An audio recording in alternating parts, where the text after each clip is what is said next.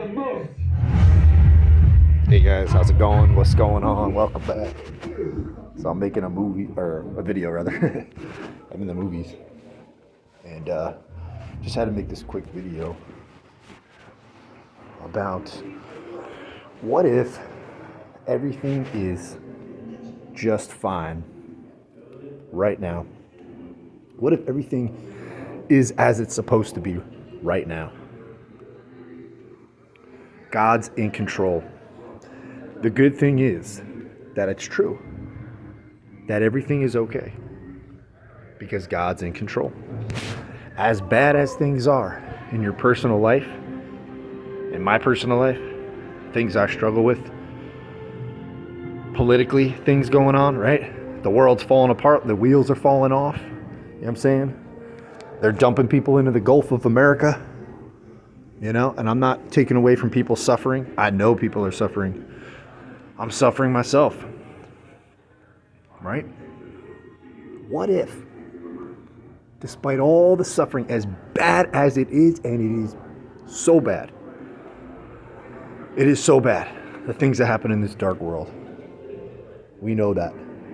And I'm a realist, and I've had a lot of trauma in life, specifically early childhood trauma and trauma throughout childhood. So I don't deny that the traumas, the serious traumas. And I know the dark side of life. And what if, despite it all,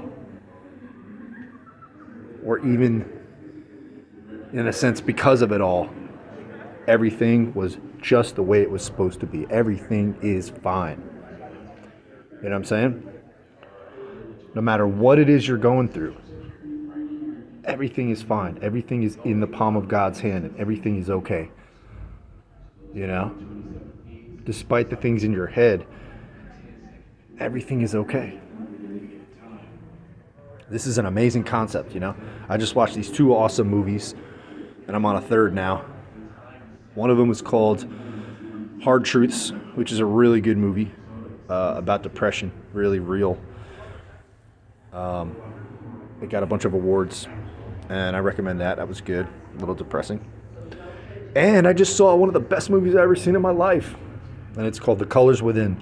It's an anime movie, and so if you're not into anime or animated movies in general, it doesn't matter. The movie is phenomenal, and it's about this girl who can see colors.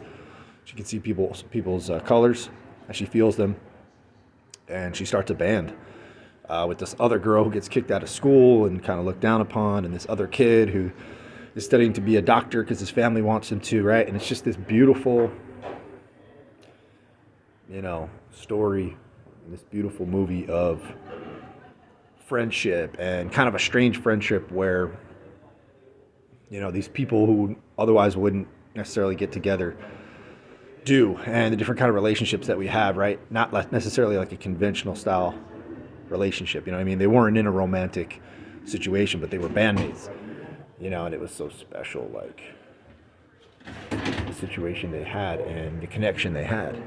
And the movie was absolutely phenomenal. It was one of the best movies I've ever seen. I had to like applaud at the end. I was watching with my friend, and we like applauded and said, yeah, you know. And, you know, and it was about the beauty of music and how important it is, and using your talents. And the girl was actually in a Catholic school, and trying not to get locked out here. The girl was in a Catholic school, and she joined a band, and she started making music. And I'm a musician. I don't know if you guys know that, but I've written music, wrote music before, and I've been recently thinking about writing new songs from a Christian lens, Christian point of view, and about Jesus and my life with Christ. And it doesn't necessarily have to be like a Christian song, but you know what I mean? It could be in there without people knowing. So in the movie, her headmaster or whatever, the nun, the mother superior, she found out about the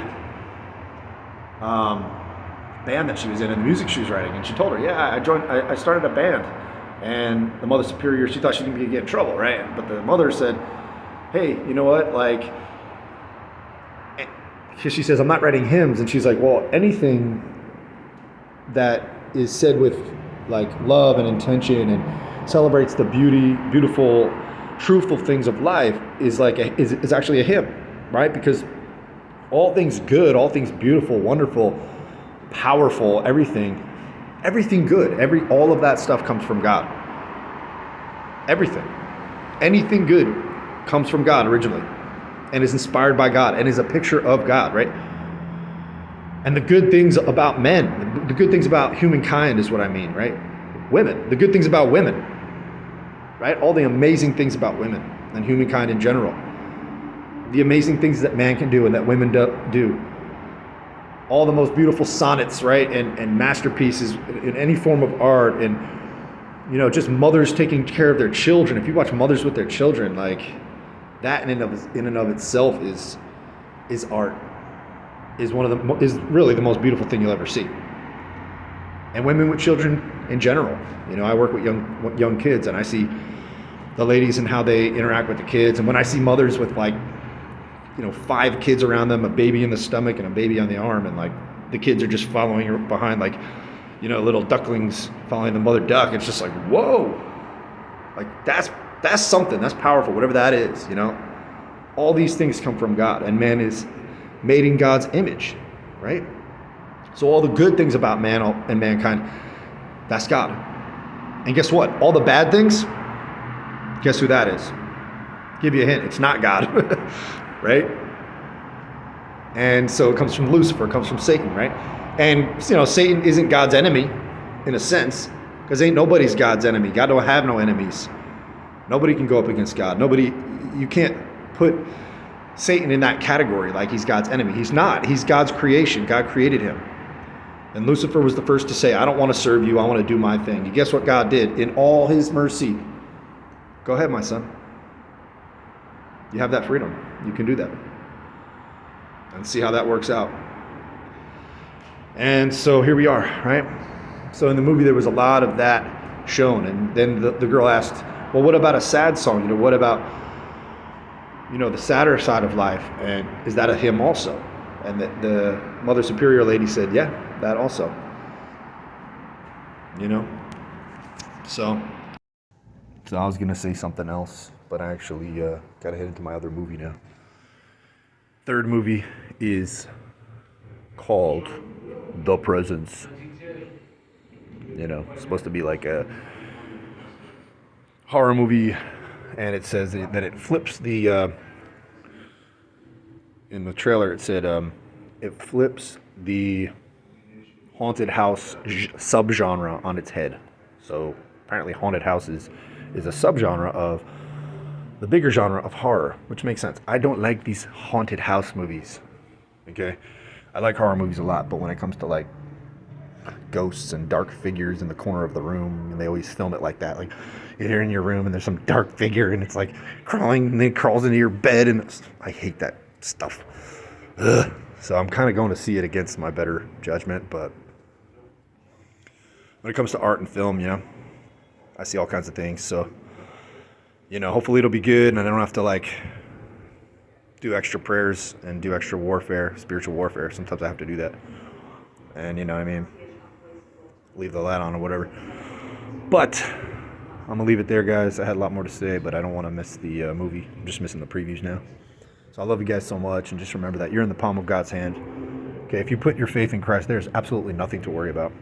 And no matter what happens to you in this life, whether it's good, whether it's bad, whether it's ugly, pretty, fun, and we all have all those, you're taken care of. You're in the palm of Christ's hand. You have nothing, absolutely nothing to worry about. So it is true to say that everything is okay. Everything's all right just the way it is. Don't worry about a thing, because every little thing is going to be all right. Love you guys. Keep coming back. Peace.